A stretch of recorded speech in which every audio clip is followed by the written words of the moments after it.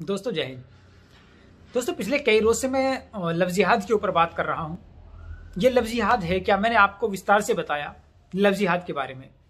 आज मैं आपको बताऊंगा लफ्ज़ जिहाद जो कल योगी सरकार ने जो कानून पारित किया है या कानून पारित करने वाली है लफ्ज़ जिहाद के ऊपर, वो कौन सा कानून है। 15 पॉइंट ऐसे रखे हैं जो काफी मान्य हैं और सुनने वाले हैं। 15 पॉइंट्स के अंदर यह तय होगा कि यह लफ्ज़ जिहाद है या नहीं है। इस लफ्ज़ जिहाद के अंतर्गत कौन सी सजा उसको दी जाएगी, उसने कौन सी गलती की है तो कौन सी सजा दी जाएगी। मैं भी उन 15 पॉइंट्स के बारे में आपसे जिक्र करूंगा। उससे पहले मैं ये बता देना चाहता हूं कि लफ्ज़ जिहाद न कल कुछ था, न आज कुछ है, न कल कुछ रहेगा।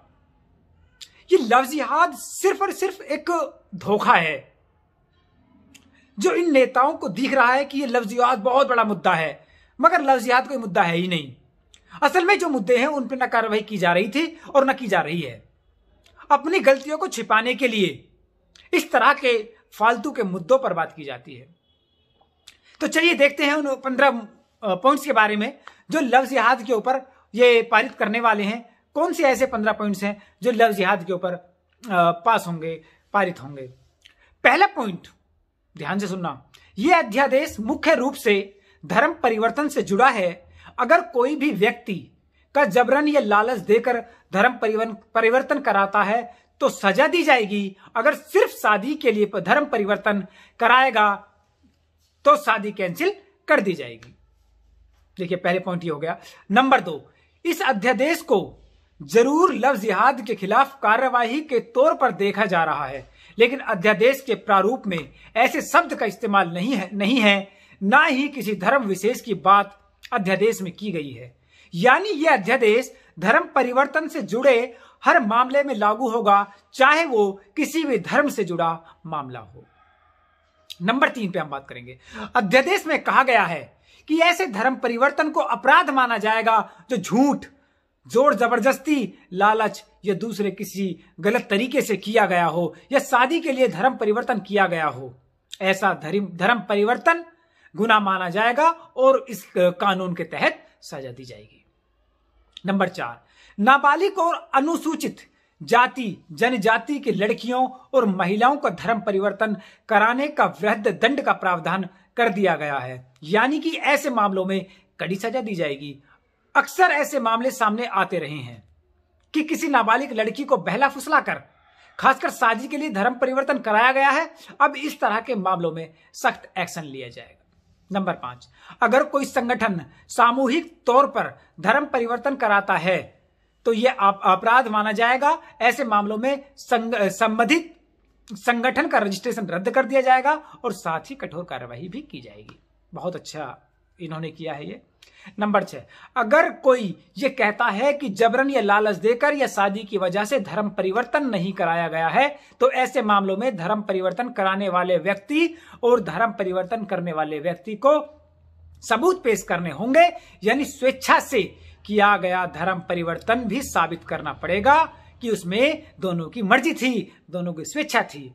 नंबर 7, अगर सिर्फ शादी के लिए धर्म परिवर्तन किया जाएगा तो वह मान्य नहीं होगा। ऐसे विवाह को भी शून्य माना जाएगा। यानी कि कानूनन ऐसी शादी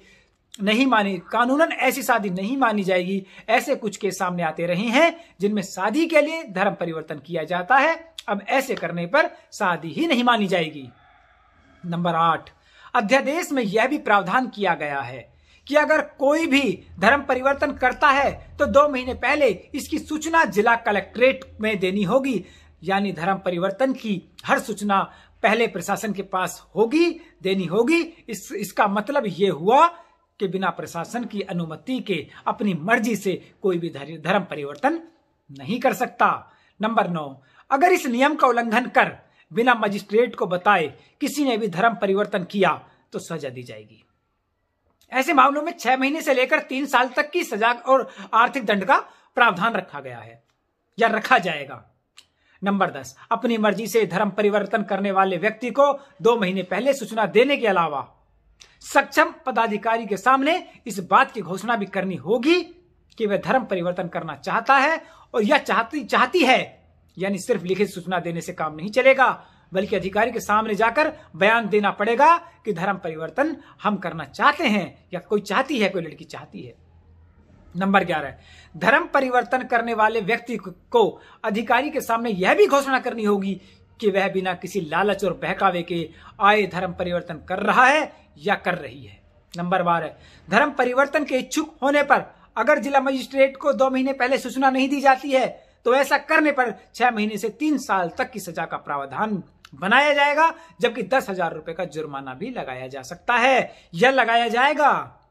नंबर 13, धर्म परिवर्तन से जुड़े इस कानून का उल्लंघन करने पर कम से कम 1 साल और अधिक से अधिक 5 साल की सजा का प्रावधान किया गया है। इसके अलावा सजा के साथ 15,000 रुपए का आर्थिक दंड भी रखा जा सकता है।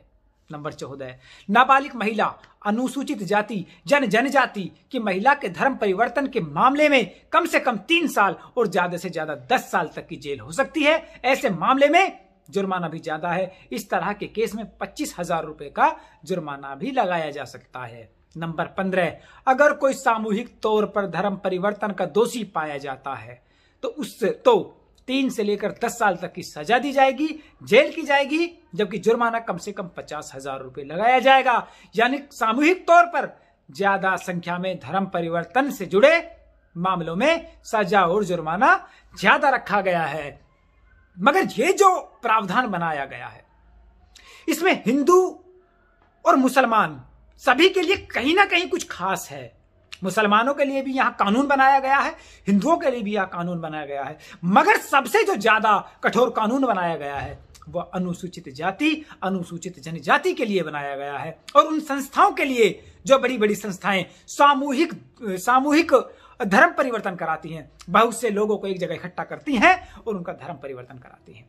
मगर मैं यह कहना चाहता हूं, अगर कोई अपनी मर्जी से धर्म परिवर्तन कर रहा है तो उसके लिए भी प्रावधान है। उसे जिलाधिकारी के सामने, मजिस्ट्रेट के सामने यह कहना होगा कि हमें धर्म परिवर्तन करना है। सिर्फ एक लेटर से वहां काम नहीं चलेगा। आपको ये ध्यान रखना है, अगर कोई भी किसी भी तरह की ऐसी आपत्ति आती है, ऐसी परेशानियां आती हैं, तो आप सबसे पहले इन नियमों को सुने, पढ़ें, उसके बाद ही कुछ आगे के बारे में सोचें।